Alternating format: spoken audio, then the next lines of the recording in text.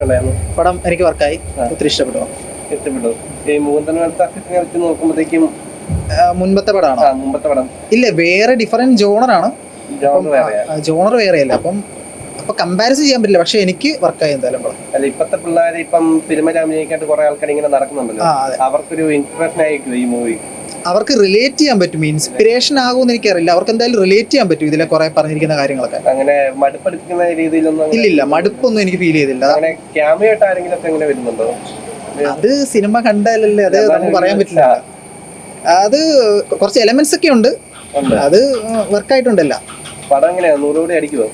100 കോടിയിലല്ലല്ലോ കാര്യം, ഇത് വർക്കായാൽ മതി, അത്രേ ഉള്ളൂ. കോടി കണക്കിൽ അങ്ങനെ വിശ്വസിക്കുന്നില്ല, പക്ഷെ ഇതിന് വേണ്ട ഒരു റെക്കഗ്നേഷൻ കിട്ടണം, അത്രേ ഉള്ളൂ. നസ്ലിന്റെ അഭിനയൊക്കെ എങ്ങനെ ഉണ്ടായിരുന്നു? നസ്ലിൻ അടിപൊളി അഭിനയം, ഭയങ്കര കൺട്രോൾഡ് ആയിട്ട് അഭിനയിച്ചെന്ന് തോന്നി. പുള്ളി ചെയ്ത ഒരു സംഭവമൊന്നും അല്ല ഇതുവരെ.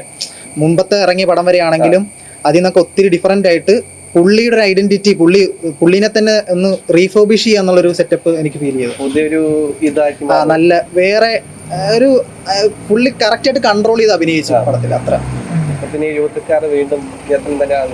നസ്ലിൻ എനിക്ക് ഭയങ്കര എൻ്റെ ഒരു ഫേവറേറ്റ് ആക്ടറാണ്. പുള്ളി നല്ല സ്ക്രിപ്റ്റ് സെലക്ഷനാണ്, അത് ഈ സിനിമയിലും കാണാൻ പറ്റി.